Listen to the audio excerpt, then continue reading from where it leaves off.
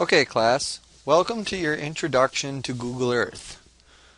This first tutorial is just a tutorial to help you learn how to navigate through Google Earth. I'll have some other tutorials that will help you with the assignments themselves, but for now, this tutorial is just meant to show you how to navigate around in Google Earth. We're going to start with using the mouse to navigate around. By default on Google Earth, you see the entire globe. Google Earth is nice because you don't have to worry about projection issues with flattening out anything. And you're looking at a virtual globe. And what you can do with this globe is you can just hold down your left mouse button and spin the globe in whatever direction you want. You're not limited to any one direction. So we can spin. You can see even underwater features on the globe. And you can just move wherever you want. You can actually, if you want, kind of quickly turn it and you can spin it like that, even though you're probably going to get a little dizzy. Let's move back over to North America. The next feature you can do with your mouse is if you want to zoom in and out with your mouse, you can use a scroll wheel on your mouse. And to scroll in and out, you just turn that wheel and you can just zoom right in and right out. If you get to a place like some urban areas, you have very, very high resolution that you can zoom in with. So if we zoom into a place like Los Angeles, California, as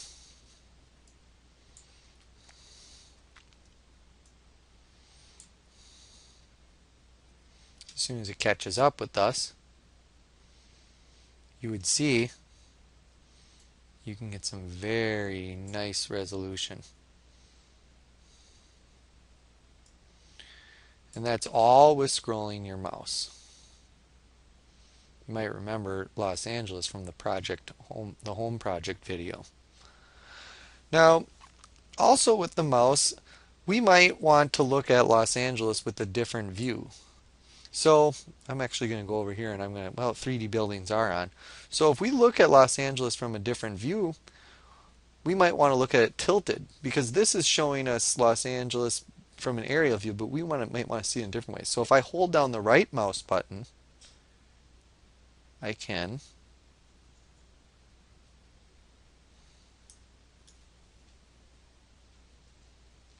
spin around in circles relative to a central pivot point. Now, that's pretty much using the mouse, but what we can also do is we can use these controls up here. So we're just doing that with the mouse, but we can also rotate our view with this, giving north as whatever perspective. So if we want north in a different direction, if we want to look at things differently, perhaps the world upside down as we know it, we can spin that. What we can also do is tilt it. Now tilting it is nice because we can see those buildings. So let's just go ahead and tilt Los Angeles. Here we are tilting Los Angeles area. You might see it as the way a plane sees it coming in. Here we have the downtown area of Los Angeles. I have the 3D view on. This is a nice feature because we can get an idea of what Los Angeles looks like in 3D. A lot of these 3D views come from what's known as LiDAR imagery. It's really, really advanced radar. And so now we can see the downtown core of Los Angeles. We might see it how an airplane sees it coming in. Let's go ahead and zoom out again though. So we can zoom out with the mouse button or we can zoom out with this. Let's tilt ourselves back to a bird's eye view. Let's zoom out again.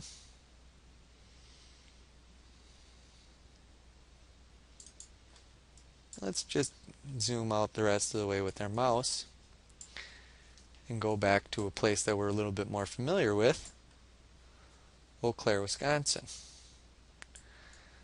Now I just zoomed in and out and I moved around manually, and this is fun to do if you're just exploring around with Google Earth. Sometimes it's just nice when you're getting familiar with an area just to do that, but sometimes you don't feel like doing that and you want to get to the place right away. There's different things you can do. We can just type in the name of the place. So I am from Menominee, Michigan. I'm going to type that in. And we zoom right into Menominee, Michigan. Now, that's nice, but sometimes we know places by coordinate. So if we were to do something along the lines of 45 north and before I did 88 west, let's do 87 west. Where are we going to end up? In the middle of the water. Let's try a different one. Let's try 89 west.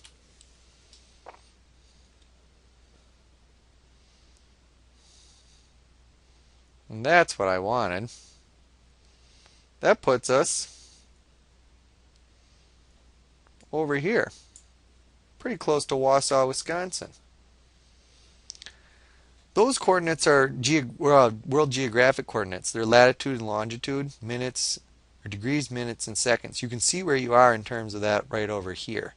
Down on the bottom, you can also see your elevation depending on where you're scrolling over. Finally, we can even find landmarks. So let's type in, you can see I've done this before, Lambeau Field, Wisconsin.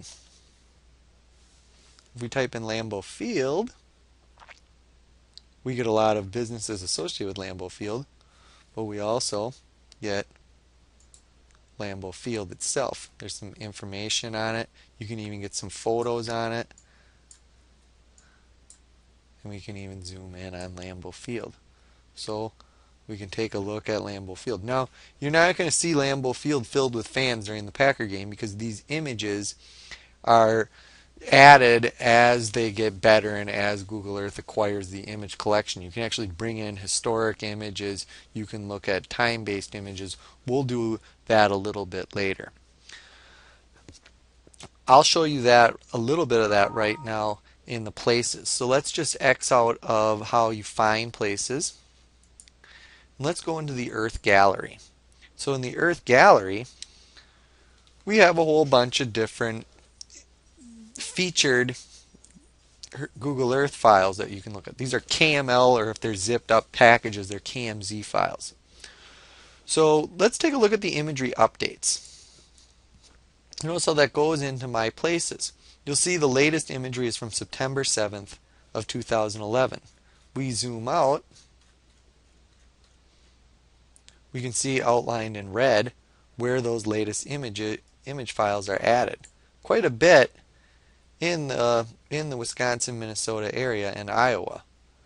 These are nice because they're going to be a little bit higher resolution than what they were before. You can look at previous updates as well. And a lot of times you can look at previous imagery and compare maybe some land use, land cover changes. Let's go back into the gallery again. I'm going to go ahead and remove the imagery updates. Let's go back into the gallery again so we can take a look at some of the other stuff in there. Let's take a look at something like fires or wildfires. So now we can take a look at some files that deal with fires. Modus imagery of wildfires. 2007 Ware County wildfires. We can look at issues like mining. We can look at files associated with mining. A big issue right now in the Appalachian Mountains is mountaintop removal. We can open these files up in Google Earth. We take a look at this, and we can see in Google Earth, we can take a look at some before and after images, videos, mine site tours, historic overlays to show you what they look like before and after. Very interesting when we want to just get a people's view of what's going on. In fancier packages like ArcGIS, you can calculate it, but in this case, we might just want to take a quick look. There's also a feature that's not in the Earth Gallery called Global Awareness. And Global Awareness is another good one, because in Global Awareness you have all those features as well, but you have a myriad of other ones as well. So you have the UNEP showing our changing world. So if we look at something over here in Wyoming, we can see the Powder River Basin. This is going to show you some coal mining of before and after. Really, really nice stuff that's available. And I'm just scratching the surface of this, but there's all sorts of stuff in here that you can play around with in terms of the layers. Because remember, Google Earth is it's a people's GIS, to where it's user friendly, but it's just many, many different layers you can look at once. Now, I don't really like a lot of this stuff on all the time, so I'm just going to go ahead and turn that off. But very interesting. That's your basic introduction in navigating around Google Earth. Later on, you might be using some of these features up here. These are really nice when you want to create some of your own files. You might want to do some image overlays. You might want to put in some place markers of your own. You might want to draw some areas of your own. We'll explore that stuff later. But for today, for this first introductory lab, this was just to get you to learn how to kind of zoom and move around in Google Earth.